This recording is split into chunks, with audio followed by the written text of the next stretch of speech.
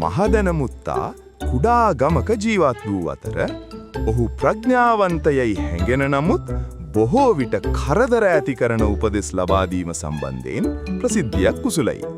දිනක් රාත්‍රී කාලයේදී සොරුන් තම නිවසේ ඇති බඩු බාහිරාදිය සොරකම් කරනු ඇතැයි මහදැනමුත්තා බියටපත් විය. තමන් නිතා දක්ෂ විසඳුමක් සොයාගත් බව විශ්වාස කළ මහදැනමුත්තා දොර ආරක්ෂා කර ගැනීම සඳහා එය ගලවා ඉවත් කිරීමට තීරණය කළේය. දොර සොරුන්ගෙන් බේරා ගැනීම සඳහා මහදැනමුත්තා යන සෑම තැනකම එම දොරද කරතබාගෙන ගියේය. මහදැනමුත්තා දොරමුර කරමින් සිටින අතරතුර සොරුන් කිසිදු බාධාවකින් තොරව විවෘතව තිබූ නිවසේ තිබූ සියලුම දේ සොරකම් කළහා.